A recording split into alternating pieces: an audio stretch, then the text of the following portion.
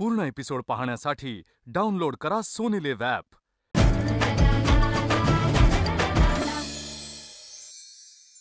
नमस्कार, मी मधुरा। आज काय बनवूया या जगातील सर्वात कठीण प्रश्नाचं उत्तर सोपं करायला मी आली आहे। चला तर मग सुरुवात करूया। आज काय बनवूया? पुरणपोळी कशी बनवायची ते बघणार आहोत।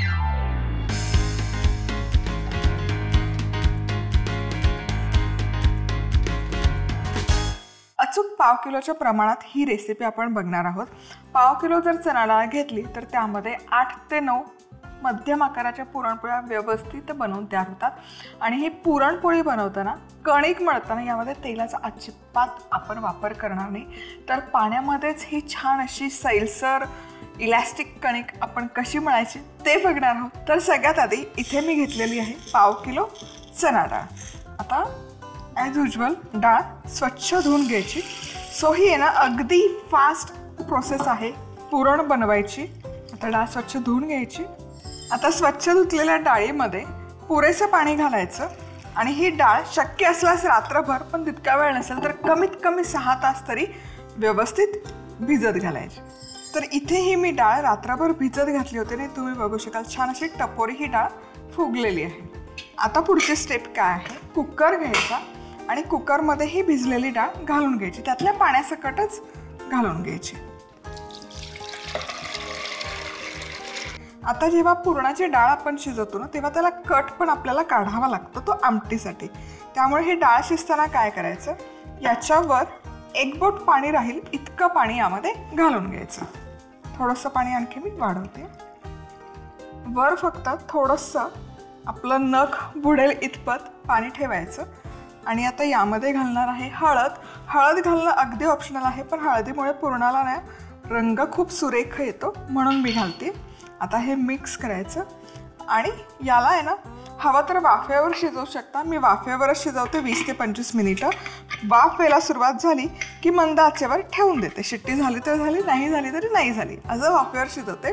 पण बरेच जण तक्रार करतात की डाळ छान शिजत नाही। सो यासाठी एक महत्त्वाची टीप आहे, एकतर डाळ भिजत घाला शक्यतो रात्रभर। त्यानंतर हाय हीटवर एक शिट्टी काढा की तुमच्या कुकरचा बेसचा थिकनेस किती आहे। जर खूप थिक असेल तर लो टू मिडियम हीटवर फ्लेम करा आणि लो टू मिडियम हीटवर 4 ते 5 शिट्ट्या काढा। जर बेस खूप पातळ असेल तर मंद आचेवरच ठेवा आणि मंद आचेवर 4 ते 5 शिट्ट्या काढून घ्या। चला आता ही डाळ आपण शिजायला ठेवूया। आता कणिक मळूया। तर कणिक मळण्यासाठी मी इथे 300 ग्रॅम गव्हाचं पीठ घेतलं आहे। अर्धा किलोचं पुरण असेल तर 300 ते 350 ग्रॅम कणिक पुरेशी होते, मोर दॅन इनफ होते। तुम्हाला जर पुरण कमी घालायचं आणि कणिक जास्त हवी असेल तर थोडंसं पिठाचं प्रमाण तुम्ही वाढवू शकता। यात जाईल मीठ चवीपुरतं।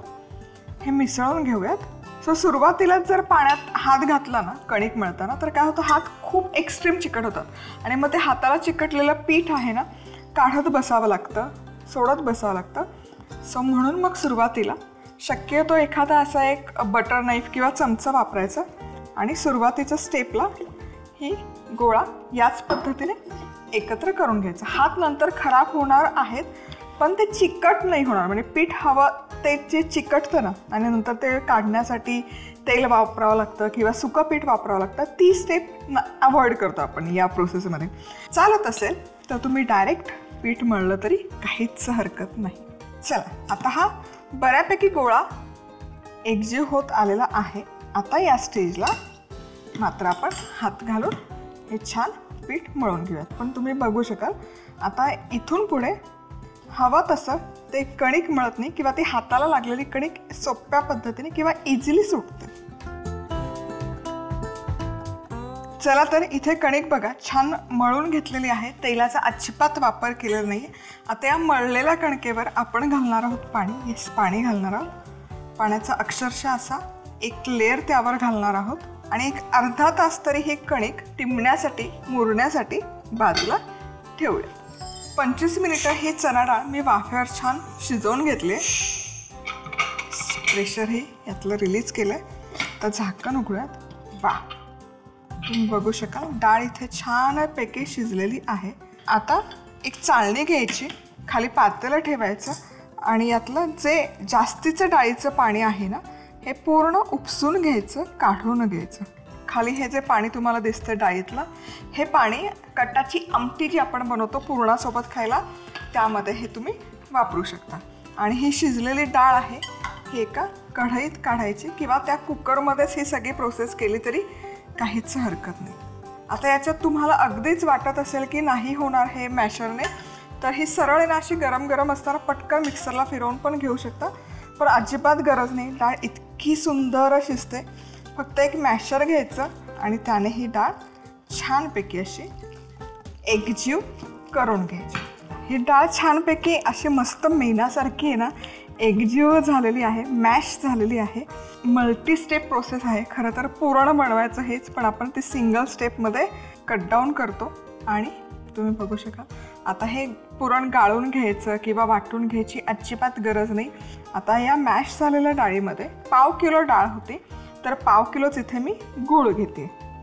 गॅस सुरू केलेला आहे आणि हे आता एकजीव करून घेऊया. आता हे तुम्ही इथे बघू शकाल मिश्रण जसं हीट लागते, गरम होत जातं, तसं गूळ विरघळतो आणि हे मिश्रण अगदी पातळ सैलसर दिसायला सुरुवात होते. आता हे आपल्याला मध्यम आचेवर एकसारखं ढवळत, अजिबात सोडू नका हे, नाहीतर गूळ पुरण आहे ना करपतं. 8 ते 10 मिनिटात हे पटकन शिजून होतं, खूप वेळ अजिबात लागत नाही. आता पुरण आपलं छान झालं हे कसं ओळखायचं? जेव्हा असं छान एकसंध गोळा व्हायला सुरुवात होते, याचा अर्थ आपलं पुरण छान शिजलंय. आता दुसरा आणखी एक निकष आहे, काही जण याच्यावर आहे ना असा एक डाव उभा ठेवता, तो असा छान उभा राहिला. आता हा खूप मोठा आहे उभा राहिला, तो छान उभा राहिला की ते पुरण शिजलं असं समजतात. त्या प्रोसेसमध्ये मेथडमध्ये काय होतं ना, पुरण ड्राय आउट व्हायची शक्यता जास्त असते. त्यामुळे शक्यतो असं छान असा एकसंध कणकेसारखा गोळा व्हायला सुरुवात झाली की गॅस बंद करायचा. आता 2 महत्त्वाच्या टिप्स. पुरण सैल झालं तर काय करायचं, खूपच पातळ झालं तर काय करायचं? पुन्हा कढईत घालायचं आणि पुन्हा 7-8 मिनिटं असं त्याला चटका देऊन घ्यायचं, म्हणजे भाजून घ्यायचं, जेणेकरून त्यातलं मॉइश्चर आहे, पाणी आहे, ते निघून जाईल. दुसरी सगळ्यात सोपी प्रोसेस आहे, जर सैल पुरण झालं तर मायक्रोवेव्ह असेल, मायक्रोवेव्ह सेफ बाउल घ्या, त्यात सैल झालेलं पुरण घाला आणि एक 7-8 मिनिटं मायक्रोवेव्ह करा. पुरण जबरदस्त आहे तसं होतं, अजिबात न करपता न चिकटता, त्याला काही न होता जसं हवं तसं पुरण तयार होतं. पुरण घट्ट झालं तर काय करायचं, खूपच भुसभुशीत झालं तर काय करायचं? काही नाही, ते आपण कटाचं पाणी काढलंय ना, ते एक चमचाभर बाजूला ठेवायचं पुरण होईपर्यंत. आणि पुरण असं वाटलं की खूपच सैल झालंय तर फक्त हात बुडवायचा आणि ते पुरण मळून घ्यायचं. पाणी त्याच्यात टाकायचं नाही, ओल्या हाताने ते फक्त असं मळून घ्यायचं, जेणेकरून त्याला हलकासा ओलावा येईल. आता हे पुरण परफेक्ट झालेलं आहे. खूप पण नाही शिजवायचं, नाहीतर काय, जसं मी सांगितलं ते खूप ड्राय आउट होईल. आता या स्टेजला यामध्ये घालायचं वेलची पूड आणि अर्थातच जायफळ, म्हणजे घाला की जायफळ, येऊ दे की जरा मस्त पुरणपोळी खाल्ल्यावर झोप. एक चिमूटभर फक्त किंवा नगभर जायफळ. ताज्या जायफळचा इतका छान सुवास येतो ना. आता हे मिश्रण पूर्ण थंड करून घ्यायचं.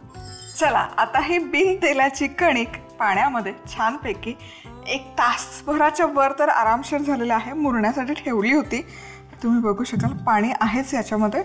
आता मात्र परात घ्यायची, ही कणिक काढून घ्यायची, यात जे पाणी आहे हे देखील काढून घ्यायचं आणि तेल अजिबात न वापरता पाण्याचाच हातला, बघा चिकटतोय का, अजिबात चिकटत नाही आहे, एकसारखी मौसूत करून घ्यायची, तिंबून घ्यायची. बघा कशी पांढरी शुभ्र दिसते कणिक. तुम्हाला वाटलं की ही हाताला चिकटते, पुन्हा हात ओलसर करा आणि मळून घ्या. पाण्याचाच हात लावून आहे ना, याच्यातून तुम्हाला हव्या त्या आकाराचे उंडे किंवा गोळे तयार करून घ्यायचे.